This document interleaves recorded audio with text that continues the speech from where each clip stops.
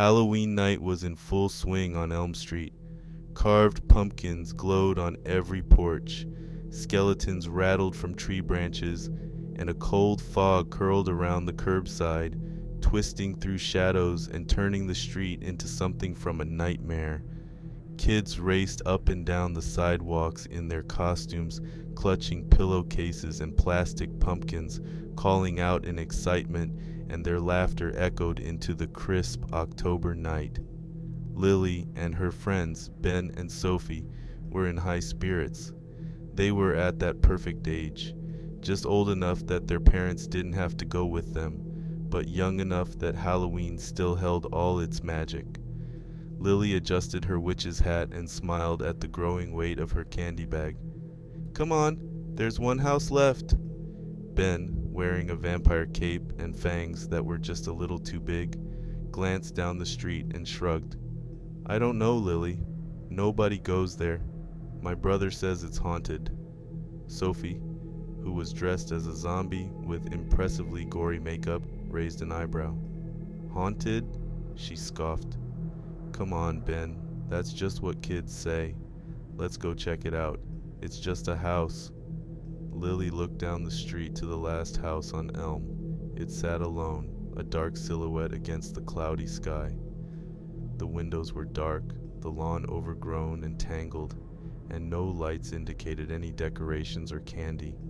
It was the kind of house people crossed the street to avoid, especially on Halloween. The trio walked slowly toward it, their laughter fading as the air grew colder.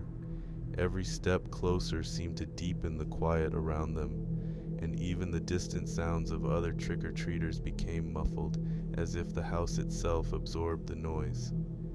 As they reached the front gate, they stopped. "What if it's not empty?"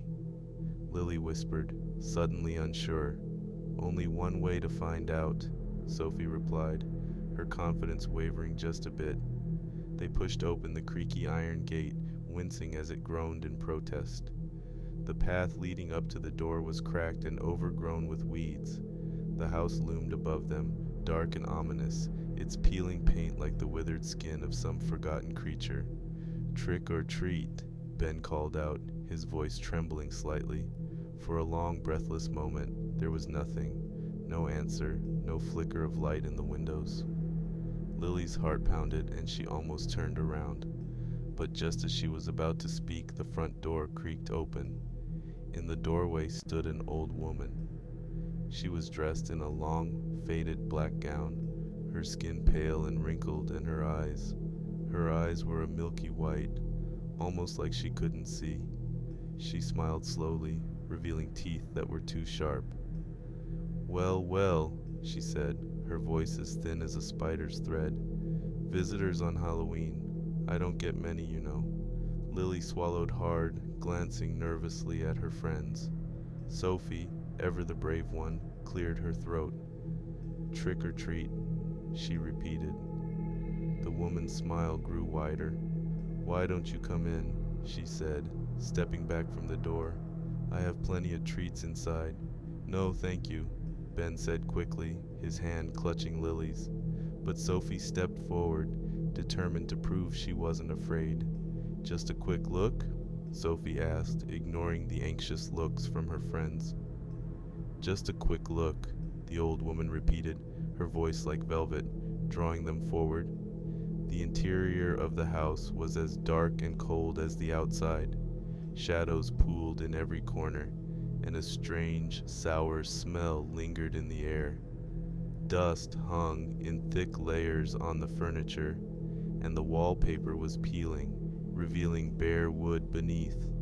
But in the center of the room, a table was set up, covered with an assortment of candies, some familiar, some strange and twisted, with wrappings that looked handmade. "Help yourselves," the woman said, motioning to the candy. Her eyes never left them, tracking their movements with an unsettling intensity. Sophie, ever bold, reached out and took a strange dark chocolate from the table. She unwrapped it and popped it into her mouth before either Lily or Ben could stop her.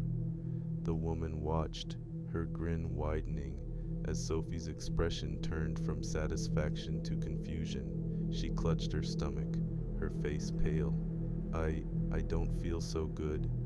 Time to go, Ben whispered, pulling on Lily's sleeve, but the old woman blocked the doorway. Her milky eyes gleamed in the dim light, and her smile twisted into something darker. Oh, don't leave yet, she crooned. The night has only just begun. The room grew colder, and the shadows seemed to pulse, growing darker, filling the room until the candy on the table began to change. The sweet wrappers faded away, leaving only things that seemed alive. Slithering, wriggling creatures, slimy and grotesque, spilling over the edges of the table. Sophie's face contorted in horror, and she gagged, clutching her stomach as she doubled over in pain. "What did you do to her?" Lily cried, her voice rising in panic. The woman only laughed, a sound like nails on glass. "I've given her a taste of what's to come," she said, her voice dripping with malice. Ben grabbed Lily's arm, pulling her toward the back of the room, away from the old woman. But the shadows were thick now, creeping across the floor like black ink, wrapping around their legs, making it hard to move. They struggled, inching forward, Sophie still clutching her stomach and gasping in pain. They reached the stairs and stumbled up, only to find themselves in a long, narrow hallway that hadn't been there before. Doors lined each side, each one slightly ajar, each leading into a room filled with strange, dark shapes that seemed to move, shifting and writhing in the shadows. "Where are we?" Lily whispered, her voice trembling. Ben shook his head, his eyes wide with fear. "We have to keep going," he said, his voice barely above a whisper. They moved down the hallway, the old woman's laughter echoing behind them. Every door they passed seemed to pulse with something alive, something hungry, reaching for them as they passed. And then, at the end of the hall, they saw a door with light spilling out from beneath it. Desperate, they ran for it, slamming the door behind them once they were inside. The room was empty, save for a large, cracked mirror that took up one entire wall. In the dim light, they could see their reflections, pale, terrified, and somehow distorted. Sophie's reflection was the worst. In the mirror, her face was twisted, her eyes hollow, her mouth stretched into a scream that seemed to echo even though she made no sound. "What's happening to us?" Sophie cried, clutching her face, but the reflection didn't match her movements. It stayed frozen, staring back at her with empty, accusing eyes. A chill washed over them, and the old woman's voice filled the room, as if coming from the mirror itself. "Halloween is my night," she said. "The night when the boundaries between worlds are thin, and I get to indulge." The mirror began to ripple like water, and their reflection stepped out, reaching for them with cold, grasping hands. Lily screamed, and they turned to run, but the door was gone. They were trapped in the room with their own distorted selves, their twisted reflections reaching for them, dragging them back into the dark glass.